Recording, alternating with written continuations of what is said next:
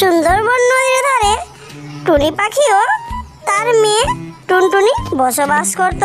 মাম্মা মাম্মা, সবার বাড়িতে এসি আছে, আমাদের বাড়িতে কেন নেই? টুনি পাখি তার মেয়ে টুনটুনিকে বলে, কি করবি রে মা, আমরা তো হলাম গরিব মানুষ, খেটে দুবেলা কোনো রকমের সংসার চলে আমাদের। না মাম্মা, আমাদের বাড়িতে এসি লাগাও। টুনি পাখি তার মেয়ে টুনটুনিকে বলে, কেন? তুই যা চাইবি তাই আমাদেরকে দিতে হবে?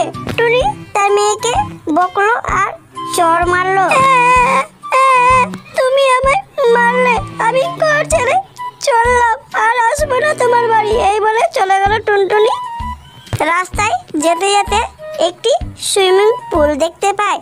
সেখানে টুনটুনি দাঁড়িয়ে যায় আর মনের সুখে চান করতে লাগে ওই সুইমিং পুলে। শাকচুরিটি জলের আওয়াজ শুনতে পায়। এই মনে হচ্ছে কারো আওয়াজ, মনে হচ্ছে আমার সুইমিং পুলে কেউ চান করছে। শাকচুরিটি বের হয়ে এসে টুনটুনিকে দেখে চান করছে। এই টুনটুনির বাচ্চা, তুই এখানে সুইমিং পুলে চান করছিস? তোর এত বড় সাহস! না গো শাকচুন্নি মাসি, আমায় একটু চান করতে দাও না। এই ছোট্ট পাখি, চুপ কর, তুই তো আমার সুইমিং পুলে চান করেছিস, আবার বেশি কথা বলছিস। এই বলে শাকচুন্নিটি টুনটুনিকে খেয়ে নিল। তাই বলি বন্ধুরা, মা বাবা ভালোর জন্যই বকাবকি করে, তা বলে তোমরা কি ঘর থেকে বের হয়ে যাবে? কখনো বের হয়ে না। দেখলে টুনটুনির হাল কি হলো। আজকের গল্পটি এখানে শেষ।